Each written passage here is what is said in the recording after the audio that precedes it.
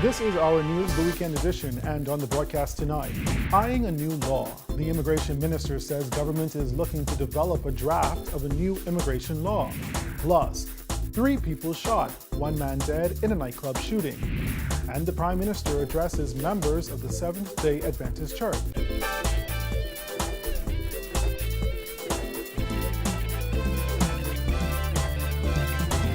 Our news is brought to you by Alive, the nation's newest and best LTE network. Good to be alive. Good evening, I'm Andrew Knowles, and thanks for joining us. Immigration Minister Brent Simonet revealed recently that government is exploring developing an entirely new immigration law. His comments came amid the ongoing high-profile Jean Charles case that has made headlines since a controversial Supreme Court ruling. Simonet suggested that the new law could impact the way the Bahamas processes people who were born and have lived in the country but are not entitled to citizenship for some reason.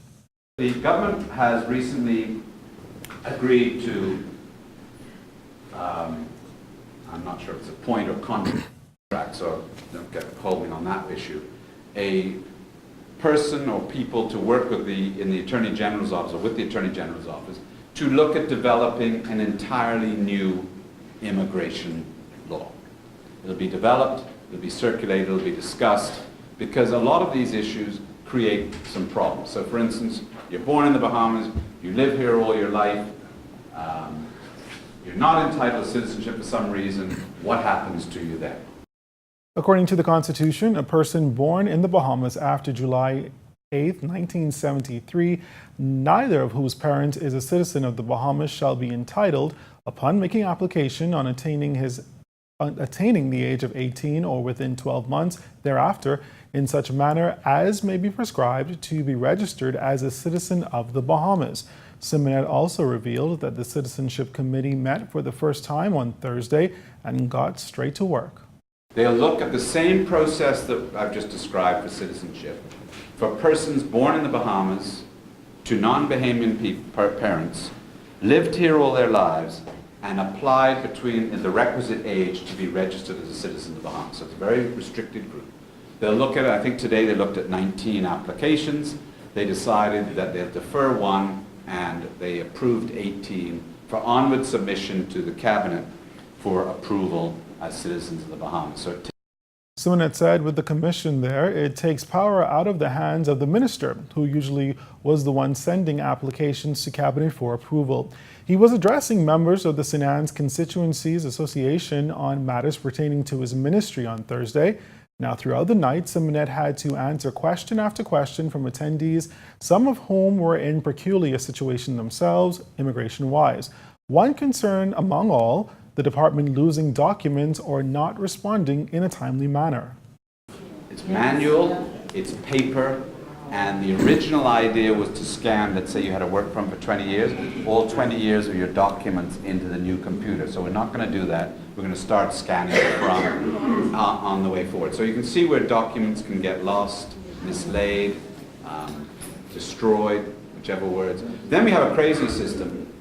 Sorry, you have a crazy system where under our laws you have to put a stamp on these applications. So you've got to go down to the post office with a $10 stamp, and they get a $10 stamp and stick on it.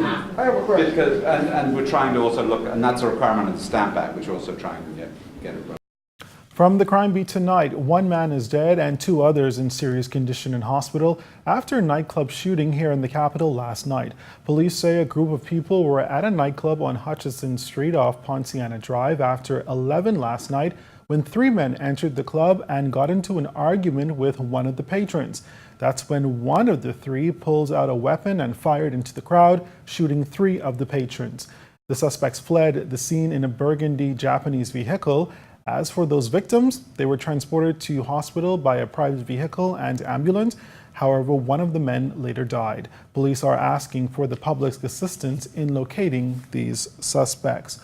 Well, catching a ride did not turn out as expected for one man after he was reportedly robbed by the occupants of the vehicle who gave him a ride. Police say it was around 7 p.m. on Friday when a male solicited a ride with a female driver and another male occupant of a gray Honda vehicle. However, while on Yamakura Road, the male occupant took out a firearm and robbed him of cash and other items before putting him out of the vehicle and speeding off. Police are appealing for anyone with any information that may assist in solving this robbery to come forward. We will take a break here, but still ahead tonight, the Prime Minister commends the work of the Seventh-day Adventist Church. That's coming up when our news returns.